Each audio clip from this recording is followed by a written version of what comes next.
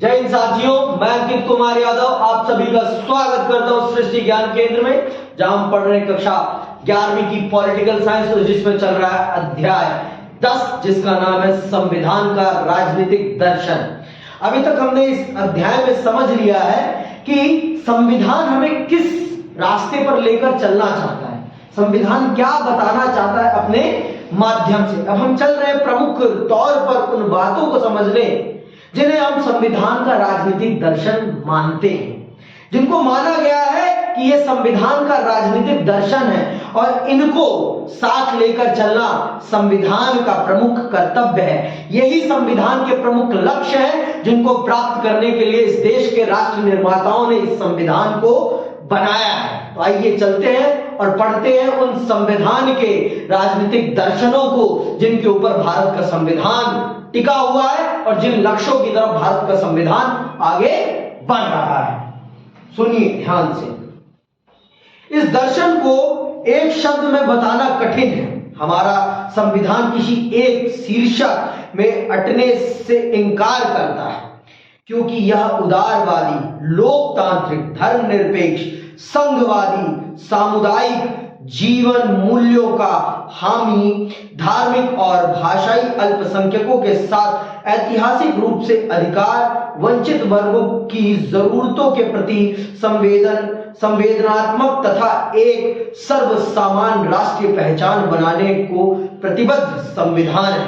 तो ये सारी बातें, हमारा संविधान एक शब्द पर नहीं टिका हुआ है। हमारे संविधान में कई शब्द हैं और इन कई शब्दों के कई अर्थ हैं और उन्हीं अर्थों में हमारे संविधान का राजनीतिक दर्शन छिपा हुआ है। हमारा संविधान एक उदारवादी संविधान है। समय के साथ परिवर्तन को कभी मना नहीं करता। जो परिवर्तित होना चाहिए उसे वो स्वीकार करता है समय के साथ परिवर्तन को। एक उदारवादी, लोकतांत्रिक, धर्मनिरपेक्ष, संघवादी, सामुदायिक जीवन मूल्यों का हामी, मतलब सभी धर्मों को, सभी जीवन मूल्यों को वो संरक्षित करने का काम करता है। किसी एक जीवन मूल्य, यहां पर जानवरों को भी उतना महत्व दिया जाता है जितना कि मनुष्य को दिया जाता है। आप बखूबी जानती हैं इन बातों को। और धर्म और भाषा दोनों को बहुत महत्व दिया जाता है, चाहे वो किसी भी धर्म के लोग हों। भारत में हर धर्म, हर जाति, हर वर्ग के लोगों को उनके अधिकारों को संरक्षण भी दिया जाता है और उनको आगे बढ़ने का मौका भी दिया जाता है। और जिनके साथ इस देश में शोषण हुआ है उनको भी अपलिफ्ट करने के लिए भारत के संविधान ने अपने आप को थोड़ा नर्म बनाया और उनको अपने माध्यम से आरक्षण उपलब्ध कराया है।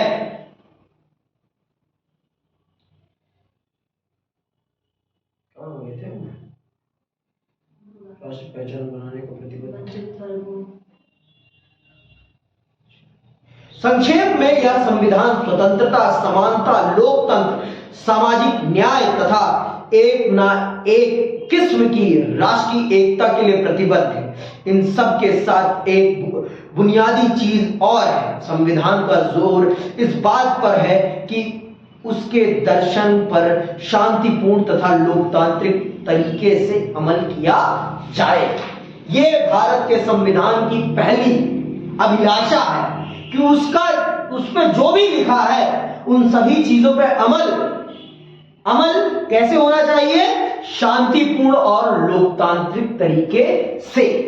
शांतिपूर्ण और लोकतांत्रिक तरीके से हर समस्या का समाधान होना चाहिए। यह भारत के संविधान की पहली अभिलाषा कि हर चीज की समस्या का अंत करें आप, लेकिन उन समस्याओं का अंत आप कैसे करेंगे? शांतिपूर्ण और लोकतांत्रिक तरीके से। सभी चीजों का प्रमाण प्रस्तुत करते हुए आप ये मानिए कि हर चीज को आप प्रमाणित कीजिए और अगर वो गलत है उसे हटाया जाएगा, पर शांतिपूर्ण तरीके से।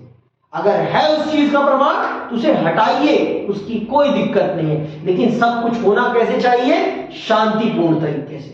बिना शांतिपूर्ण तरीके से कुछ नहीं करना चाहिए। ये भारत के संविधान की पहली अभिलाषा है, पहली इच्छा है कि मेरे देश का नागरिक रहे लेकिन शांतिपूर्ण तरीके से रहे और लोकतंत्र का सम्मान करते रहे। और क्या है? भारत का संविधान संक्षिप्त रूप से स्वतंत्रता, समानता, लोकतंत्र, सामाजिक न्याय की बात करता है। सामाजिक न्याय का मतलब समझती हो? क्या होता है सामाजिक न्याय? समाज में सभी को समानता दी जाए और मतलब किसी भी आधार पर गलत भेदभाव न किया जाए। सभी आधारों पर, किसी भी आधार पर किसी के साथ भेदभाव ना हो, यही है सामाजिक न्याय। सामाजिक न्याय का यह भी अर्थ होता है कि जिसकी जितनी भागीदारी उसको उतना हिस्सा मिलना चाहिए। अगर मैं 5 हूं तो मुझे 5 ही आम मिलने चाहिए, मेरे पास 50 आम नहीं होने चाहिए। आज आप देखिए देश की 50% आय सिर्फ 10% लोगों के पास है। 10% लोगों के पास देश की 50% आय है। ये क्या है? ये आर्थिक असमानता को दर्शा रहा है कि देश में आर्थिक असमानता फिर से फैल रही है। देश में आर्थिक असमानता फिर से फैल रही है। 10% लोगों के पास देश का 50% धन होना, ये आर्थिक असमानता का सबसे बड़ा कारक है। इस बात को समझना हमारे लिए बहुत जरूरी है। तो इसका मतलब भारत का संविधान आर्थिक तौर पर समानता स्थापित करने में अभी भी सफल नहीं हो पाया है। सामाजिक आधार पर भी आज भी हमारे देश में जातिवाद है और इसको कोई झुठला नहीं सकता। कि झुठला सकती हो? आप मानती हैं कि जातिवाद है? मानती हैं आप इस बात को? क्यों? आपने अनुभव किया इस चीज को कभी या देखा है? हाँ देखा है। देखा है ना? कैसे देखा है बताओ अब आप कैसे देखा है? अब आप ही बताओ इसका। बहुत लोग ये कहते हैं कि सिर्फ मैं कहता हूं, अब आपने भी इस चीज को अनुभव किया है तो ये बताएं आप मुझे। हमारे मतलब हम जैसे ज्यादातर गांव में देखने को मिलता है कि जो नीची कास्ट के लोग होते हैं, वो जैसे ब्राह्मण या फिर ठाकुर के घर जाकर उनके साथ नहीं बैठ सकते। उनके लिए अलग बर्तन बनाए जाते हैं। जो शूद्र वगैरह होते हैं, वो उनके लिए अलग बर्तन बनाए जाते हैं कि वो हमारे बर्तन में नहीं पी सकते पानी वगैरह, और उनको मतलब नीचे समझा जाता है कि हाँ है, मानते हैं ना? ज्यादातर गांव में है। ज्यादातर आज भी भारत का 60% जनसंख्या गांव में ही बसती है। और धार्मिक भेदभाव भी है कि नहीं है? धार्मिक भेदभाव तो है ही। धार्मिक भेदभाव है और वो चरम पर जा भी रहा है, बढ़ भी रहा है ना? कब से? हमेशा से नहीं, हमेशा से नहीं है। मैं आपको एक समय काल बताता हूं। मैं ये नहीं कहता कि धार्मिक भेदभाव नहीं रहा है। और इसके पीछे रहने के पीछे सबसे बड़ा कारण है मुस्लिम समाज का शिक्षित ना होना। मैं इसके लिए उन्हें इस चीज के लिए मैं जिम्मेदार मानता हूं। मैं ये कहता हूं कि अगर मुस्लिम समाज शिक्षित नहीं होगा तो उसके जो मौलवी हैं वो उनको पागल बनाएंगे और अपनी सत्ता की रोटी सेकते रहेंगे और आपको झुलसाएंगे। क्योंकि आप जब तक सही कुरान नहीं पढ़ेंगे तब तक आपको सही कुरान का अर्थ ही नहीं पता चल पाएगा। आप अगर धर्म पढ़ना चाहते हैं तो आपको धर्म पढ़ना पड़ेगा। किसी की बात सुनकर आप धर्म नहीं पढ़ सकते। अगर आपने 3 वर्ग वाला चैप्टर पढ़ा होगा इंग्लैंड का तो आपको पता चल गया होगा कि पादरियों ने किस प्रकार से किसानों को अपना गुलाम बना लिया था। उन्हें धार्मिक ग्रंथों से बहुत दूर कर दिया था, जिससे कि वो कभी धार्मिक ग्रंथों को पढ़ ना पाए और उनके हिसाब से चलने के लिए मजबूर रहे। लेकिन जब रेनेसा होता है, पुनर्जागरण होता है, जब वो धर्म को पढ़ते हैं तो क्या फिर वो पादरियों की बात में आते हैं? नहीं आते ना।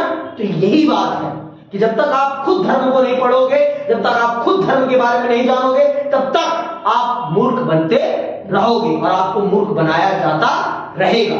तो यही बात हमारे समाज के इस्लाम मानने वाले लोगों को ये सोचना चाहिए कि वो क्यों नहीं पढ़ रहे अपनी धार्मिक किताबों को और उसका सही अर्थ क्यों नहीं ले रहे हैं। क्या जो लोग धार्मिक किताबों को पढ़ चुके हैं, जो लोग, क्या शाहरुख खान एक सच्चा इस्लामिक व्यक्ति नहीं है वो सच्चा इस्लामिक, लेकिन उसने धर्म को शैशून्य कराया। धर्म कभी किसी को मारना नहीं सिखाता, धर्म प्रेम भाव से रहना सिखाता है। धर्म का मूल उद्देश्य ये है कि समाज को एकजुट करना, समाज को तोड़ना नहीं। आप इतिहास में हुई गलतियों को आज भी अगर सही करने से रोक रहे हैं तो इसका मतलब आप गलत कर रहे हैं। आप समझिए इतिहास, पढ़िए इतिहास। अगर आप इतिहास नहीं पढ़ रहे तो इसका मतलब आपसे बड़ा मूर्ख कोई नहीं है। आपसे बड़ा मूर्ख कोई नहीं है। पढ़िए इतिहास को, समझिए इतिहास को। इतिहास को पढ़ना और समझना बहुत जरूरी है और हमारा समाज इस चीज से दूर भागता है कि इतिहास में गलत है। जो गलत है उसको सही तो करना है। इतिहास यही तो सिखाता है कि जो भूतकाल में गलतियां हो गई हैं उन्हें भविष्य में नहीं दोहराना, लेकिन हम उससे सीख कहां ले रहे हैं, उससे सीख कहां ले रहे हैं, यही सारी चीजें तो हमें समझनी है। तो आइए विषय पर आते हैं। पहला है व्यक्ति की स्वतंत्रता।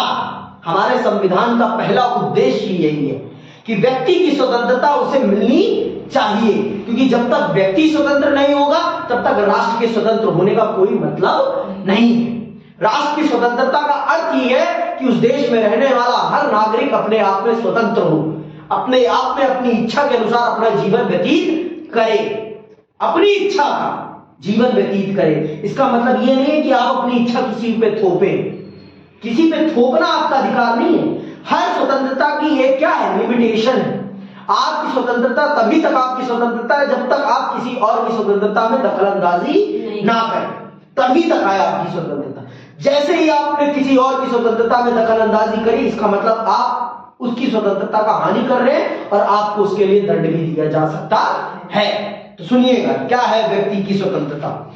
संविधान के बारे में गौर करने वाली पहली बात यह है कि व्यक्ति की स्वतंत्रता के लिए प्रतिबद्ध है। यह प्रतिबद्धता किसी चमत्कार के रूप में मेज के इर्द गिर्द चुपचाप बैठकर चिंतन मनन करने से नहीं आई। समझ में आई बात? ये इतनी आसानी से नहीं आई है। चुपचाप बैठकर आप बैठे रहे और आपकी टेबल पे बैठ गई व्यक्तिगत स्वतंत्रता। इसी के लिए तो सबसे ज्यादा संघर्ष हुआ है ना, इसी के लिए तो सबसे ज्यादा संघर्ष हुआ है। 1757 से लेकर 1947 तक जो ये संघर्ष हुआ, ये किसके लिए हुआ? व्यक्तिगत स्वतंत्रता के लिए ही तो हुआ, क्योंकि अंग्रेज हमें हमारी व्यक्तिगत स्वतंत्रता नहीं दे रहे थे। हमारे राष्ट्र को अपनी नीतियों, अपनी जरूरतों के हिसाब से प्रयोग कर रहे थे, अपनी नीतियों और अपनी जरूरत के हिसाब से प्रयोग कर रहे थे। इतिहास को पढ़ना बहुत जरूरी है, बहुत जरूरी है, क्योंकि इतिहास आपको बताएगा कि किसने आपके देश को लूटा है और किसने आपके देश में, कौन आपके देश में रच बस गया है। इस बात को समझना आपके लिए बहुत जरूरी है, बहुत ज्यादा जरूरी। आगे सुनिए, आगे क्या कहता है? आगे कहता है यह प्रतिबद्धता लगभग एक सदी तक निरंतर चली बौद्धिक और राजनीतिक गतिविधियों का परिणाम है। 19वीं सदी के शुरुआती समय में ही राम मोहन रॉय ने प्रेस की आजादी की काट छांट का विरोध किया, अंडरलाइन करना, विरोध किया। अंग्रेजी सरकार प्रेस की आजादी पर प्रतिबंध लगा रही थी। राम मोहन रॉय का तर्क था कि जो राज्य व्यक्ति की जरूरत का ख्याल रखता है, उसे चाहिए कि वह व्यक्ति को अपनी जरूरतों की अभिव्यक्ति का साधन प्रदान करे। समझ में आई बात? अगर आप हमारी जरूरतों का ख्याल रख रहे हैं तो हमारे विचारों का भी ख्याल रखिए, हम अपने विचारों को प्रकट कर सकें। अगर हम अपने विचारों को प्रकट नहीं कर पा रहे हैं, इसका मतलब हम स्वतंत्र नहीं हैं, हम स्वतंत्र नहीं हैं। ये बात भी जानिए कि अगर आप अपने विचार किसी पर थोप रहे हैं, इसका मतलब आप उसकी स्वतंत्रता उससे छीन रहे हैं। आप अपने विचार किसी पे थोप नहीं सकते, क्योंकि वो भी स्वतंत्र है। आपका विचार आपके दृष्टिकोण से सही हो सकता है, लेकिन उसका विचार उसके दृष्टिकोण से सही हो सकता है, ये भी मानना पड़ेगा आपको, क्योंकि यही है स्वतंत्रता। आप मेरे विचार से असहमत हो सकते हैं, लेकिन असहमत होने का यह अर्थ नहीं है कि आप मुझे बोलने नहीं देंगे। मेरे पास भी बोलने का उतना ही अधिकार है जितना कि आपके पास है। यही कह रहे हैं राम मोहन रॉय साहब। राम मोहन रॉय ही वो हैं जिन्होंने, आपको पता होना चाहिए, सती प्रथा को समाप्त करने में बहुत बड़ी भूमिका निभाई है। नहीं, एक समय था कि हमारे समाज में महिलाओं को जिंदा जला दिया जाता था बहुत, और आज हमारा समाज इस चीज को मानने से भी इनकार करता है कि हमारे समाज में कभी महिलाओं को जिंदा भी जलाया जाता था। ये मानने से इनकार कर देता है। अपनी गलतियों को स्वीकारना ही सबसे बड़ी बहादुरी का काम होता है। प्रभु श्री राम से ये भी सीखिए आप। वो कहते हैं ना, अच्छे गुण कोई नहीं सीखता, अच्छे गुण सीखिए उनसे। और उन्होंने कब उपद्रव मचाने को कहा कि यही मेरे नाम पर किसी की हत्या कर दो, ये कहा है कभी? तो क्या सच में राम की बातों का अनुसरण हो रहा है इस देश में? सोचो इस बात पर, ये सोचने वाली बात है। लेकिन अगर इस पे सोचने के लिए कह दोगे तो आपको क्या कहा जाएगा? आपको क्या कहा जाएगा कि आप राम भक्त नहीं हैं। ये सोचने के लिए जब मजबूर किया, ये कहने, यही है अभिव्यक्ति पर रोक लगाना। भाई आपके विचार को मैं सुन रहा हूं लेकिन आप मेरे विचार को सुनने के लिए तैयार नहीं, इसका मतलब आप मेरी अभिव्यक्ति को प्रतिबंधित कर रहे हैं, आप मेरे अधिकारों का विरोध कर रहे हैं, जो कि सरासर नाइंसाफी है, जो कि सरासर नाइंसाफी है। आगे सुनिए। राम मोहन रॉय का तर्क था कि जो राज्य व्यक्ति की जरूरत का ख्याल रखता है उसे चाहिए कि वह व्यक्ति को अपनी जरूरतों की अभिव्यक्ति का साधन प्रदान करे। इसीलिए राज्य के लिए जरूरी है कि वह प्रकाशन की असीमित आजादी प्रदान करे। पूरे ब्रिटिश शासन के दौरान भारतीय प्रेस की आजादी की मांग निरंतर उठते रहे। आश्चर्य नहीं कि आज अभिव्यक्ति की स्वतंत्रता हमारे संविधान का अभिन्न अंग है। इसी तरह मनमानी गिरफ्तारी के विरुद्ध हमें स्वतंत्रता प्रदान की गई है। आखिर कुख्यात रॉलेट एक्ट ने हमारे इसी स्वतंत्रता के अपहरण का प्रयास किया था और राष्ट्रीय स्वतंत्रता संग्राम ने इसके विरुद्ध जमकर लोहा लिया। इसके अतिरिक्त अन्य व्यक्तिक स्वतंत्रता, ये रॉलेट एक्ट का विरोध करने में ही लाला लाजपत राय की मृत्यु होती है। रॉलेट एक्ट का विरोध करने के समय ही लाहौर में उनकी मृत्यु होती है और फिर इसी का बदला लेने के लिए भगत सिंह साहब सैंडर्स को मारते हैं, क्योंकि सैंडर्स ने ही लाला लाजपत राय साहब का सर फोड़ा था। ये याद रखना, गांधी के रास्ते पर ही चल रहे थे ये लोग, गांधी से बहुत पहले के हैं। ये बहुत महान व्यक्तित्व है भारत की आजादी के, लाला लाजपत राय। लाला लाजपत राय गांधी से पहले के हैं, जो उस समय आजादी के आंदोलन को चला रहे थे। समझ में आई बात? तो सैंडर्स को भगत सिंह साहब इसीलिए मारते हैं क्योंकि उन्होंने लाला लाजपत राय का सर फोड़ा था और उसके कारण उनकी मृत्यु हो गई थी। ये बातें कोई नहीं बताएगा आपको, लेकिन ये जानना बहुत जरूरी है कि हमारे नेताओं ने कितना संघर्ष किया, कितना लहू बहाया है इस देश को ये आकार देने के लिए, इस देश को स्वतंत्रता देने के लिए। लेकिन आज की सरकारें उस स्वतंत्रता को खाने के पीछे पड़ी है। मैं नहीं मना करता कि तेलंगाना में जो आज उस लड़की के साथ किया गया वो सरासर गलत है, सरासर गलत है। किसी भी सरकार को यह अधिकार नहीं है कि वो स्टूडेंट्स के प्रोटेस्ट को रोके, किसी भी सरकार को यह अधिकार नहीं। शांतिपूर्ण तरीके से अगर प्रोटेस्ट किया जा रहा है तो आपकी कोई औकात नहीं कि आप उसे जाकर रोकें। हमारे दिल्ली विश्वविद्यालय में भी ये होता है। दिल्ली विश्वविद्यालय में दिल्ली पुलिस और केंद्र सरकार उन प्रोटेस्टों को रोकने के लिए उनको जबरदस्ती जेल में ठूस देती है, जबरदस्ती। तो ये जिन चीजों को प्राप्त करने के लिए हमारे पूर्वजों ने इतना संघर्ष किया, आज हमारी खुद की सरकारें उन चीजों को दबाने का प्रयास करती है। तो ये देख के बहुत दुख होता है, ये देखकर बहुत दुख होता है कि आज हमारी खुद की सरकारें अपना विरोध बर्दाश्त नहीं कर पाती अपनी गलत नीतियों के खिलाफ। क्या ये सही है?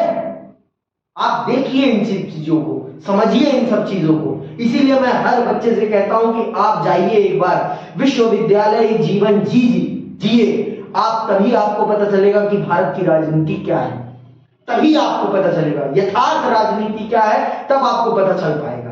स्कूल में कोई राजनीतिक गतिविधि नहीं होती, इसलिए आप राजनीति को सही ढंग से समझ नहीं पाते। जिस दिन आप विश्वविद्यालय में प्रवेश करते हैं उस दिन आपको पता चलता है कि क्या होती है भारत में राजनीति और राजनीति का क्या है असली स्वरूप, किस प्रकार से देश की राजनीति मोड़ लेती है, तब आपको पता चलता है। आगे सुनिए। इसके अतिरिक्त अन्य व्यक्तिक स्वतंत्रताएं, मसलन अंतर आत्मा का अधिकार उदारवादी विचारधारा का अभिन्न हिस्सा है। इस आधार पर हम कह सकते हैं कि भारतीय संविधान का चरित्र मजबूत उदारवादी बुनियाद पर प्रतिष्ठित है। मौलिक अधिकारों से संबंधित अध्याय में हम देख चुके हैं कि भारतीय संविधान व्यक्ति की स्वतंत्रता को कितना महत्व देता है। यहाँ इस बात को भी हम याद करें कि संविधान को अंगीकार करने के 40 वर्ष पहले भी भारतीय राष्ट्रीय कांग्रेस के प्रति प्रत्येक प्रस्ताव, योजना, विधेयक और रिपोर्ट में व्यक्ति की स्वतंत्रता की चर्चा रहती थी। इसे यूं ही लिखने भर के लिए नहीं लिखा जाता था, बल्कि इसे एक ऐसा मूल्य माना जाता था जिस पर समझौता नहीं किया जा सकता। समझ रहे? ऐसे ही हमने अपने संविधान में नहीं लिख रखा है कि व्यक्ति की स्वतंत्रता होनी चाहिए, अभिव्यक्ति की स्वतंत्रता होनी चाहिए। व्यक्ति और अभिव्यक्ति में अंतर होता है। अभिव्यक्ति का मतलब होता है हमें बोलने का अधिकार होना चाहिए, हमारे जो विचार हैं, स्वतंत्र विचार, उनको प्रकट करने का हमारे पास अधिकार होना चाहिए, चाहे वो लिखित रूप में हो, चाहे वो चित्र के रूप में हो, चाहे वो संगीत के रूप में हो। हर रूप में हमें अपने विचारों को व्यक्त करने का अधिकार होना चाहिए। ये है, तो हमने ऐसे ही संविधान में नहीं लिख दिया है स्वतंत्रता का अधिकार। हमने बहुत मंथन किया, हमने उस चीज के लिए संघर्ष किया है। हमारे राष्ट्र निर्माताओं ने इस बात को समझा है कि अगर स्वतंत्रता का अधिकार नहीं होगा एक व्यक्ति के पास, तो उसके आजाद होने का कोई मतलब नहीं है। अगर उसके पास उसकी अभिव्यक्ति का अधिकार नहीं है, तो उसके आजाद होने का कोई मतलब नहीं है। आजाद होने का मतलब ही यही होता है कि उसको अपनी विचारधारा, अपनी बात, अपने विषय में बोलने का अधिकार होना चाहिए, अपनी सरकार का विरोध करने का अधिकार होना चाहिए। यही लोकतंत्र है, और वो भी शांतिपूर्ण तरीके से। हमारे संविधान का पहला उद्देश्य क्या है? शांतिपूर्ण तरीके से लोकतंत्र की स्थापना। ये है हमारे संविधान का पहला। दूसरी चीज क्या है? दूसरी चीज है सामाजिक न्याय। सामाजिक न्याय को समझना भी बहुत जरूरी है। अभी आपने खुद ये एक्सेप्ट कर लिया है, आपने ये माना कि आज भी भारत में धार्मिक तौर पर, जातीय तौर पर भेदभाव मौजूद है, और इस भेदभाव को अभी भी 75 साल हो गए हैं देश की आजादी को, और कल हम अपने देश का 75वां गणतंत्र दिवस चल रहे हैं मनाने, लेकिन अभी भी जातिवाद समाप्त नहीं हुआ है। अभी भी जातिवाद समाप्त नहीं हुआ है। चलिए, मैं भी इस चीज को स्वीकार करता हूं, अभी भी जो जातियां हैं, जो उच्च जातियां हैं, वो निम्न जातियों में शादी करने के लिए तैयार नहीं होती। क्यों होती हैं? होना भी नहीं चाहिए। क्यों? जैसे जो दूसरी कास्ट के लोग होते हैं, हाँ, हम ब्राह्मण हैं, हाँ, हम नॉनवेज नहीं खाते, हाँ, प्योर, हाँ, और शादी हमेशा अपने ही गोत्र में होनी, अपने गोत्र में कह रही हूँ, अपने ही उसमें होनी चाहिए। क्योंकि मान लो हमारे घर की लड़की किसी और घर में जा रही है, वहाँ मांस खा रहे हैं, हाँ, और तुम्हारी बेटी को बोल रहे हैं कि मांस पकाओ, तो नहीं पका सकती ना। चल, ये मैं मानता हूं। एक व्यवहार के रूप में होना चाहिए, जान पहचान। चलिए, मैं मानता हूँ, ठीक, ये बात आपकी ठीक, मैं मान गया है। लेकिन जब तक इंटरकास्ट मैरिज नहीं होगी, तब तक कभी जातिवाद समाप्त नहीं हो सकता। ये भी सच है। और मैं आपको बताता हूँ, बहुत से ऐसे ब्राह्मण हैं, मैं बहुत लोगों को जानता हूँ जो चिकन खाते हैं। आप नहीं खाती, मैं भी नहीं खाती, वो उनकी गलती है। बहुत से ब्राह्मण हैं जो पंडित, जो मंदिर में भी बैठते हैं और मांस भक्षण भी करते हैं। उत्तराखंड के जो ब्राह्मण होते हैं, वो वहाँ होता है, बंगाल, कोलकाता में। हाँ, मैं आपको बता देता हूँ ऐसा क्यों है। भगवान को ही मांस चढ़ता है। मैं ऐसा क्यों है, मैं आपको ये भी बता देता हूँ। भूगोल भोजन को सबसे ज्यादा प्रभावित करता है। भूगोल, जहां जैसा भूगोल होता है, वहां वैसे पहनावा होता है, वहां वैसा भोजन होता है। ठंडा एरिया होता है जहाँ, वहां वेजिटेशन नहीं होता, अनाज नहीं होता, अनाज। हाँ, तो ये तर्क देना कि शादी के लिए खाना, लेकिन जो भी है, शादी अपने ही उसमें होना, यही तो मानसिकता होती है ना जातिवाद को। यही चीज आप नहीं मान, अभी आपने उतना नहीं समझा है। अभी आप जब धीरे धीरे अपग्रेड होते चलेंगे ना, तब आप समझेंगे कि जातिवाद को अगर हमें समाप्त करना है सच में समाज से, तो हमें इंटरकास्ट मैरिजेस को बढ़ाना पड़ेगा। सरकार भी इसीलिए इंटर रिलीजन मैरिजेस को बढ़ाती है, जिससे कि समाज में सहिष्णुता बढ़े, समाज में सहिष्णुता बढ़े और समाज में प्रेम और भाव बढ़े। इसीलिए जब तक ये चीजें नहीं होंगी, एक दूसरे के, हम जब तक कल्चर को नहीं समझेंगे, तब तक हम एक दूसरे से अलगाव ही महसूस करेंगे, कभी मेल भाव महसूस ही नहीं हो पाएगा। क्योंकि हमें अगर एक समाज में रहना है, तो हमें एक दूसरे के साथ मिलना पड़ेगा, जुलना पड़ेगा, तब जाकर हम समाज में रह पाएंगे, नहीं तो ये संभव नहीं है। अभी आप नहीं समझेंगे, धीरे धीरे आप समझेंगे इस चीज को। जब आप ऊपर जाएंगी, पढ़ेंगी, तब आपको ये बात समझ में आएगी। अभी नहीं, कोई दिक्कत नहीं है। धीरे धीरे आप 12वीं में आएंगे, तब आपको, जब आप भारत का राजनीतिक और ऐतिहासिक इतिहास पढ़ेंगे, तब उसमें जब देखेंगे आप जातिवाद कितना लोगों के साथ शोषण हुआ है, तब आप खुद ब खुद ये मानने लगेंगी कि इंटरकास्ट मैरिजेस होनी चाहिए, जिससे कि समाज का उद्धार हो। मैं कह रहा हूं कि आप मानेंगे इस चीज को। मैं ये पुख्ता दावा करता हूं गारंटी मैं आपको गारंटी दे रहा हूँ। इस बारे में पूरा मतलब पढ़कर आऊंगी कि हाँ ऐसा क्या। हाँ पढ़ लेना, मुझे कोई दिक्कत नहीं है। जब आप हिस्ट्री पढ़ेंगे ना, भारत का जब कास्ट सिस्टम पढ़ेंगे, जब कुछ लोगों के साथ इतना ज्यादा भेदभाव हुआ है, उनको सिर्फ जातिवाद कम हो रहा है, ऐसा नहीं कि खत्म नहीं हुआ, लेकिन कम पहले से। हाँ कम, मैं कहाँ मना कर रहा हूँ कि नहीं हुआ है कम, बहुत हद तक कम हुआ है, लेकिन जिस हद तक का होना चाहिए ना, उस हद तक का नहीं हुआ है। ये हकीकत है। आज भी जातिवाद के नाम पर लोगों की हत्याएं हो रही हैं। अब आप मुझे बताओ कि जातिवाद के नाम पर किसी को घोड़ी पे न चढ़ने दिया जाना क्या सही है? उसको चप्पल न पहनने दिया जाना सही है? कि तुम हमसे नीची जाति के हो, तुम हमारे सामने से जब जाओगे तब तुम शर्ट उतार कर जाओगे, है ना? ये सारी चीजें हमें पता होनी चाहिए। एक दिन मेरी इंस्टाग्राम पे किसी से बहस हुई थी इसी बात पे, मैंने इस पे एक वीडियो डाली थी और उसमें मेरी बहस हुई थी किसी से। ठीक है, तो चलो अभी तो बहुत कुछ सीखोगे, समझोगे। जब भारतीय संविधान को उदारवादी कहा जाता है तो इसका अर्थ इतना भर नहीं होता कि यह संविधान यूरोपीय शास्त्रीय परंपरा के अर्थ में उदारवादी है।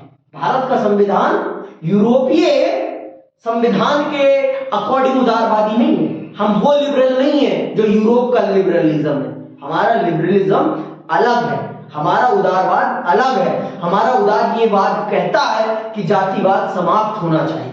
हमारे उदारवाद का मतलब ये है, हमारे देश में रेसिज्म नहीं है, रंग भेद नहीं है। हमारे देश में जाति भेद है, जाति के आधार पर भेदभाव है। तो हमें ये समाप्त करना है, हमें अपनी कुरीतियों को समाप्त करना है, महिलाओं की भ्रूण हत्या को समाप्त करना है। आपको पता होना चाहिए, गर्ल चाइल्ड को पहले मार दिया जाता था, तो इन सब चीजों को हमें समाप्त करना है। बाल विवाह को समाप्त करना है, ये हमारे उदारवाद का प्रतीक है। हमें अपनी महिलाओं को शिक्षा में सम्मिलित करना है, ये हमारा उदारवाद है। हमारा उदारवाद यूरोप का उदारवाद नहीं है, हमारा उदारवाद हमारा है। हमने उदारवाद शब्द जरूर कहीं से लिया है, लेकिन हमने उनके हिसाब से नहीं लिया, हमने अपने हिसाब से लिया। इसीलिए मैं कहता हूं भारत का संविधान नकल का संविधान नहीं है। भारत का संविधान नकल का संविधान नहीं है। भारत का संविधान भारत की जरूरतों का संविधान है, भारत की समस्याओं को निपटाने का संविधान है। इसीलिए भारत का संविधान सबसे महत्वपूर्ण संविधानों में से एक संविधान है। आगे सुनिएगा आप। राजनीतिक सिद्धांत की अपनी किताब में आप उदारवाद के बारे में और समझेंगे। शास्त्रीय उदारवाद, क्लासिकल लिबरलिज्म, सामाजिक न्याय और सामुदायिक जीवन मूल्यों के ऊपर हमेशा व्यक्ति को तरहीज देता है। भारतीय संविधान का उदारवाद इससे दो मायनों में अलग है। पहली बात तो यह कि हमारा संविधान सामाजिक न्याय से जुड़ा है। अनुसूचित जाति और अनुसूचित जनजाति के लिए आरक्षण का प्रावधान इसका सर्वोच्चतम उदाहरण है। संविधान निर्माताओं का विश्वास था कि मात्र समता का अधिकार दे देना इस वर्ग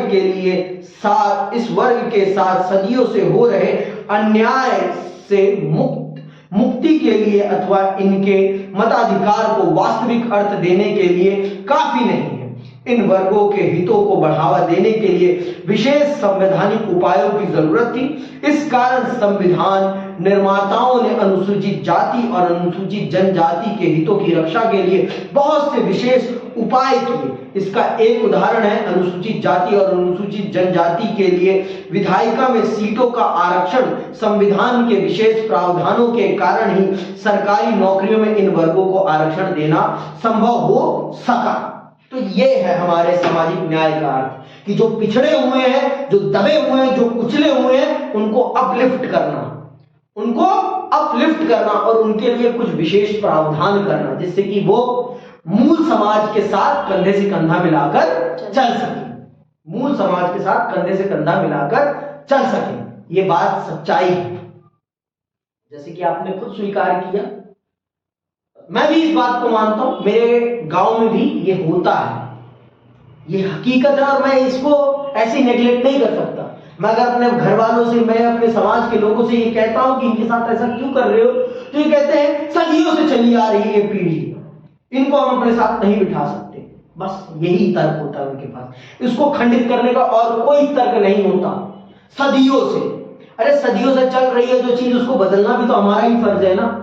इसीलिए हमारे संविधान निर्माताओं ने इस चीज को बहुत ही विशेष तौर पर ध्यान दिया कि जब तक इनको राजनीतिक अपलिफ्टमेंट नहीं मिलेगा, जब तक शैक्षिक क्षेत्रों में इनको भागीदारी नहीं मिलेगी, तब तक इनकी समाज में स्थिति नहीं सुधरेगी। और इसीलिए अनुसूचित जाति और अनुसूचित जनजाति के लिए भारत के शैक्षिक सरकारी संस्थानों में और सरकारी शैक्षिक संस्थानों में और भारत की विधायिका और लोकसभा में सीटों को आरक्षित किया गया है, जिससे का इनका राजनीतिक प्रतिनिधित्व बन सके, इनका राजनीतिक प्रतिनिधित्व हो सके और ये देश की राजनीति में भी अपनी संख्या के हिसाब से भागीदारी कर सके। आगे तीसरी चीज, विविधता और अल्पसंख्यकों के अधिकारों का सम्मान। भारत का संविधान दुनिया के एक ऐसे संविधानों में से एक है जो विविधता को बहुत ज्यादा सम्मान देता है। हमारा देश सबसे ज्यादा विविधताओं से भरा हुआ देश है। हमारे देश में जितनी भाषाएं हैं उतनी भाषाएं विश्व के अनेकों देशों को मिला ले तब भी नहीं होती। इतनी भाषाएं सिर्फ हमारे देश में। हमारे देश में यहां से लेकर यहां तक अलग ही भाषाएं, कश्मीर से लेकर कन्याकुमारी तक आप आएंगे तो अनेकों भाषाएं आपको मिल जाएंगी सुनने को। बोलियां भाषाएं बहुत हैं। तो हमने अपने संविधान में, अपने समाज में सभी भाषाओं को, सभी कल्चर्स को, सभी भाषाओं को और सभी कल्चर्स को क्या दिया है? सम्मान दिया है। और हमने अपने देश में रहने वाले अल्पसंख्यक समुदाय को भी ये सहूलियत प्रदान करी है कि आप भी हमारे बराबर के नागरिक हैं, आप भी हमारे बराबर के नागरिक हैं। हमने किसी के साथ भेदभाव नहीं किया।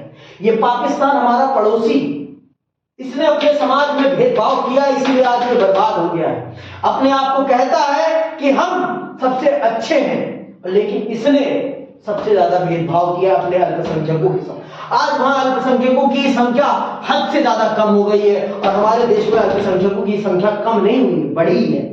हमारे देश का अल्पसंख्यक समुदाय, चाहे वो सिख हो, चाहे वो ईसाई हो, चाहे वो बौद्ध हो, चाहे वो जैन हो, चाहे वो पारसी हो, चाहे यहूदी हो, चाहे वो मुस्लिम हो, सबकी संख्या बढ़ी है, घटी कहीं नहीं है, घटी कहीं नहीं है। लेकिन यहाँ हद से ज्यादा घट गई है। आज 0% में हो चुके हैं वहां अल्पसंख्यक, लेकिन यहां पर 0 में नहीं है, यहां पर पॉइंट में है। 1%, 2%, 3%, 4% ऐसी संख्या है और वहां कुछ नहीं है। और वो हम पे आरोप लगाते हैं कि हम मंदिर तोड़ते हैं, हम मस्जिद तोड़ते हैं। और आपने हमारे कितने मंदिर तोड़े हैं? आप अपने गिरिबान में भी तो झांकिए। आप दूसरों पे तो उंगली उठाते हैं। मैं सब देखता हूं, मैं इसीलिए सब देखता हूं। मैंने बहुत पाकिस्तानी न्यूज चैनल्स को भी देखा है और मैंने ये बहुत विशेष तौर पर देखा, राम मंदिर पे उनकी टिप्पणियां मैंने सुनी। आप हमारे मंदिर, हमारे देश में आप कहते हैं कि हमने मस्जिद तोड़ी, हम मानते हैं कि वो गलती थी, लेकिन साक्ष्य प्रस्तुत भी तो हुए हैं। आर्कियोलॉजिकल सर्वे ऑफ इंडिया ने यह प्रमाणित किया है कि वहां मंदिर था, मंदिर था। और मैं इस बात को बहुत अच्छे से जानता हूं और मैं इतिहास का विद्यार्थी हूं, इसलिए मैं इस बात को बहुत अच्छे से जानता हूं कि जो भी आक्रांता आए हैं उन्होंने अपने धर्म को स्थापित करने के लिए यहां के प्रमुख धर्म पर चोट की है। ये बात मैं बहुत अच्छे से जानता हूं। इस बात को मैं झुठलाऊंगा तो कदापि नहीं। और यही सच है। यहां का प्राथमिक धर्म इस्लाम नहीं है। यहां का प्राथमिक धर्म कौन सा है? हिंदू सनातन है, बौद्ध है, जैन है और सिख है। ये यहां के प्राथमिक धर्म है। यहां का प्राथमिक धर्म इस्लाम नहीं है। यहां इसीलिए आपको इस्लामिक स्ट्रक्चर जो दिखते हैं वो आक्रांताओं के आने के बाद बने, पहले नहीं बने। ये बात हमें समझनी पड़ेगी और इस देश के मुसलमान को भी समझनी पड़ेगी। और अगर वो नहीं समझता तो वो उसकी सबसे बड़ी मूर्खता है।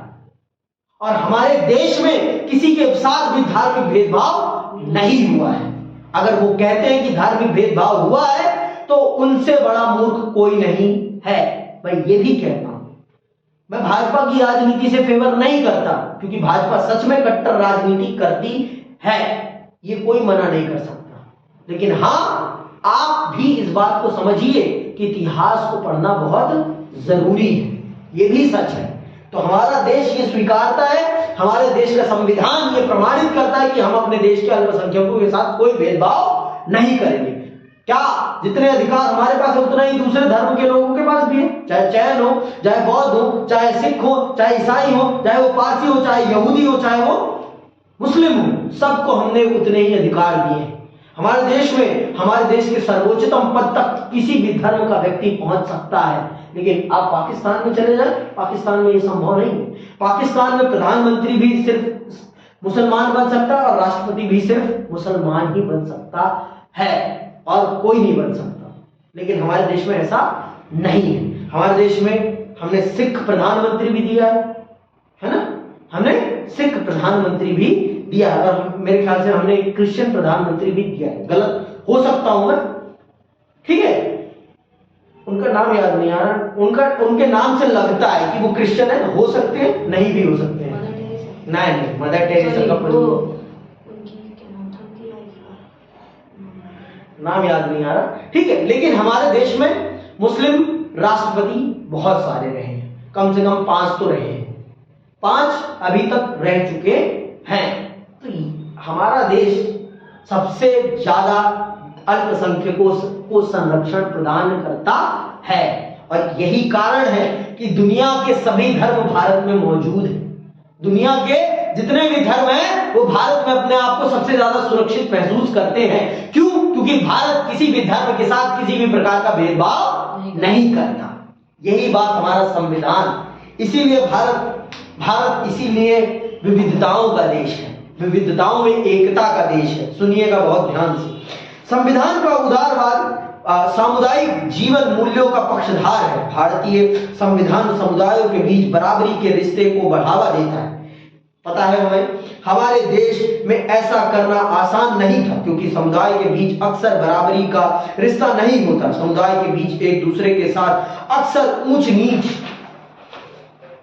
का रिश्ता होता है, जैसा कि हम जाति के मामले में देखते हैं। दूसरे जब समुदाय एक दूसरे को बराबरी का मानते हैं तब बहुधा प्रतिद्वंदी बन जाते हैं, जैसा कि हम धार्मिक समुदाय के मामले में देखते हैं। संविधान निर्माताओं के सामने इस बात की कठिन चुनौती थी कि ऊंच नीच अथवा गहरी प्रतिद्वंदता की मौजूदा स्थिति के बीच समुदायों में बराबरी का रिश्ता कैसे कायम किया जाए, समुदायों को उदार कैसे बनाया जाए। समुदायों को मान्यता न देकर इस समस्या का समाधान आसानी से किया जा सकता था। अधिकांश पश्चिमी राष्ट्रों के उदारवादी संविधान में ऐसा ही किया गया है, लेकिन ऐसा करना ना तो अपने देश में कारगर होता और ना ही वांछनीय। इसका कारण यह नहीं कि भारतीय अन्य लोगों की तुलना में समुदायों से कहीं ज्यादा जुड़े हैं। हर जगह के व्यक्ति सांस्कृतिक समुदाय से जुड़े होते हैं और ऐसे हर समुदाय की अपनी परंपरा, मूल्य, रीति रिवाज तथा भाषा होती है। देखो, हमने किसी के ऊपर अपनी भाषा भी नहीं थोपी है। हमने बंगालियों के ऊपर हिंदी नहीं थोपी है, हमने तमिलों के ऊपर अपनी भाषा नहीं थोपी है, और अगर हमने थोपने का प्रयास भी किया है तो उन्होंने करारा विरोध किया है। आप भारत का निर्माण देखेंगे तो आपको एक विशेषता नजर आएगी और वो विशेषता है भाषा की विशेषता। भारत के राज्यों का निर्माण भाषा के आधार पर ही हुआ है। ये बात बहुत सोचने वाली बात है। तो इसीलिए मैं कह रहा हूं, हमने अपने देश के किसी भी जाति, धर्म, भाषा, संस्कृति, रीति रिवाज के साथ कोई भेदभाव नहीं किया है। आपको पता होना चाहिए, यहां पर कजन मैरिजेस होती है। साउथर्न स्टेट्स में हिंदुओं में भी कजन मैरिजेस होती है। समझ में आई बात? चाचा, मामा, मौसी, बुआ, इनके बच्चों में शादी हो जाती है इन स्टेट्स में। ये नहीं पता होगा आपको। तो हमने इस विविधता को भी सम्मान दिया है। यहां पर इन स्टेट्स में कजन मैरिजेस हिंदुओं में भी होती है। हमने इस चीज को भी सम्मान दिया है। हमने किसी भी कहीं भी किसी भी प्रकार का इंटरफेरेंस नहीं किया है। ये बात हमें समझनी पड़ेगी। और इसी के कारण भारत से कोई अलग नहीं हुआ है। आप अगली बार पढ़ोगे तो आपको पता चलेगा कि ये जो स्टेट्स हैं, नॉर्थ ईस्ट के जो स्टेट्स हैं, ये भारत से अलग होना चाहते थे, लेकिन हमने इनकी समस्याओं को शांतिपूर्ण तरीके से सुना और इनको अपने में मिला के रखा। अभी आपने पंजाब का तो सुना ही होगा, खालिस्तान। फिर भी हमने इस समस्या का समाधान किया है ना, और बहुत ही शांतिपूर्ण तरीके से। और ये सारा काम करने का काम कब हुआ है? 1970 से लेकर 1990 के दशक में ये काम पूरा इस टाइम में हुआ। इन 20 सालों में हमने ये सारा काम किया। और राज्यों का हमने गठन 1950 के दशक में भाषा के आधार पर करना स्टार्ट कर। क्यों? क्योंकि हमने ये समझा कि अगर हम किसी की भाषा को सम्मान देते हैं तो हम उसकी स्वतंत्रता को सम्मान देते हैं, और जिस दिन हमने स्वतंत्रता को सम्मान दे दिया वो व्यक्ति कहीं नहीं जाएगा। आप 12वीं में आएंगे तो पहला चैप्टर ही यही पढ़ेंगे, लास्ट लेसन। क्यों पढ़ेंगे? क्योंकि वहां आपको बताया जाएगा कि भाषा का क्या महत्व होता है। आप भाषा का महत्व समझेंगे। जर्मन और फ्रेंच के माध्यम से आपको समझाया जाएगा कि भाषा आपके जीवन में कितना बड़ा मूल्य रखती है। अगर आपसे आपकी भाषा छीन ली जाए, इसका मतलब आपसे आपकी जबान छीन ली जा रही है, आपको आपके बोलने के अधिकार से वंचित कर दिया जाता है। यह है भाषा का महत्व। समझ में आई बात? इसीलिए हमने हर भाषा, हर जाति, हर धर्म के लोगों को सम्मान दिया है और उनकी हर संस्कृति को सम्मान दिया। भारत ही दुनिया का एक ऐसा देश होगा जहां हर प्रकार के रीति रिवाजों को मनाने की आजादी है, हर धर्म के लोगों को, और हर धर्म के लोग यहाँ मौजूद हैं। जो दुनिया में एक दूसरे के कट्टर दुश्मन होंगे वो यहाँ शांतिपूर्ण तरीके से रहते हैं। आपको पता होना चाहिए इराक और ईरान में कट्टर दुश्मनी है, लेकिन यहूदी और सुन्नी यहां भी हैं, यहां शांतिपूर्ण तरीके से रहते हैं। इस्लाम में इन दोनों समुदायों के बीच में सबसे ज्यादा घृणा है, सबसे ज्यादा। लेकिन आपको भारत में ये दोनों समुदाय आसपास रहते हुए भी दिख सकते हैं। ये बात जान लो। आगे सुनो। समुदाय का सदस्य इसमें भागीदारी होता है। उदाहरण के लिए फ्रांस और जर्मनी में व्यक्ति भाषाई समुदाय का सदस्य होता है और इससे वह बड़ी गहराई से जुड़ा होता है। हम लोग सामुदायिक जीवन मूल्यों को ज्यादा खुले तौर पर स्वीकार करते हैं और यह बात हमें खास बनाती है। इससे भी ज्यादा महत्वपूर्ण बात यह है कि भारत में अनेक सांस्कृतिक समुदाय हैं। जर्मनी और फ्रांस के विपरीत भारत में बहुत सी भाषाएं और धार्मिक समुदाय हैं। कोई समुदाय दूसरे पर प्रभुत्व ना जमाए, इस बात को सुनिश्चित करना जरूरी था। इसी कारण हमारे संविधान के लिए समुदाय आधारित अधिकारों को मान्यता देना जरूरी हो गया। ऐसे ही अधिकारों में एक है धार्मिक समुदाय का अपनी शिक्षा संस्था स्थापित करने और चलाने का अधिकार। ऐसी संस्थाओं को सरकार धन दे सकती है। इस प्रावधान में पता चलता है कि भारतीय संविधान में धर्म को सिर्फ व्यक्ति का निजी मामला नहीं माना जाता। समझ में? आप देख सकती हैं भारत में बहुत सारे इस्लामिक स्कूल्स भी होंगे, बहुत सारे भाषा के आधार पर, केरला स्कूल का नाम सुना होगा, बंगाली स्कूल का नाम सुना होगा। तो ये सारे इसीलिए चल पा रहे हैं क्योंकि भारत में भाषा और धर्म को दो क्रिश्चियन स्कूल्स भी हैं बहुत सारे और सिख स्कूल्स भी हैं। इसीलिए क्योंकि सबको भारत का संविधान ये आजादी देता है कि वो अपने धर्म को, अपनी संस्कृति को बढ़ावा दे सकते हैं, अपने धर्म को, अपनी संस्कृति को बढ़ावा दे सकते हैं। और भारत का संविधान इसमें किसी भी प्रकार की दखल अंदाजी नहीं करता। ये भारत के संविधान की एक बहुत बड़ी उपलब्धि है। भारत का संविधान मानता है कि सब धर्मों को आजादी मिलनी चाहिए, सब धर्मों को अपने अनुसार अपने समाज को संचालित करने की आजादी होनी चाहिए। ये भारत का संविधान मानता है और भारत का संविधान हमेशा इस बात को मानता भी रहेगा। ये मैं मानता हूं क्योंकि भारत की जनता इस बात को समझती है कि अगर हमें आपस में एकजुट रहना है तो हमें एक दूसरे का सम्मान करना पड़ेगा, और अगर हम एक दूसरे का सम्मान नहीं करेंगे तो हम आपस में कट के मर जाएंगे। ये भी हकीकत है। आज के टाइम पे ये संभव है कि इस देश से मुसलमानों को निकाल दिया जाए? संभव है? तो इससे बढ़िया क्या है कि दोनों शांतिपूर्ण तरीके से रहें। यही संभव है ना? निकालना तो संभव नहीं है ना? तो क्या मतलब है लड़ने का? कोई मतलब बनता है? निकाल तो सकते नहीं हो आप। तो लड़के मरने से अच्छा क्या है कि शांतिपूर्ण तरीके से रहा जाए? यही है ना? लेकिन एक दूसरे के प्रति ये जो घृणा है ना, इस घृणा ने ही सबसे ज्यादा देश का बंटाधार किया है। पर यहाँ का मुसलमान हमेशा का यही का है, यहाँ कन्वर्ट हुआ है वो। ये बात भी आप जाने, यहाँ का मुसलमान कन्वर्टेड मुसलमान है, यहाँ का मुसलमान अरब का मुसलमान नहीं है। इस बात को इस देश का मुसलमान भी समझे, और जब तक नहीं समझेगा इस चीज को, उसका बेड़ा गर्क होता रहेगा, उसका बेड़ा गर्क होता रहेगा। ये बात वो माने, उसको भी ये मानना पड़ेगा कि वो कहीं बाहर से नहीं आया है, वो यही का है, और उसके लिए सबसे पहली प्राथमिकता भारत होनी चाहिए, उसके लिए कुछ और नहीं होना चाहिए। मैं धर्म को कुछ नहीं कहता, क्योंकि धर्म का तो एक ही उद्देश्य है, समाज को जोड़ के रखना। और अगर आप धर्म को सही से नहीं समझ रहे, नहीं पढ़ रहे, तो इसका मतलब आपसे बड़ा मूर्ख कोई नहीं है। आपसे बड़ा मूर्ख इस धरती पर कोई नहीं है। आज के लिए बस इतना ही, इसी के साथ मैं विदा लेता हूं। जय हिंद,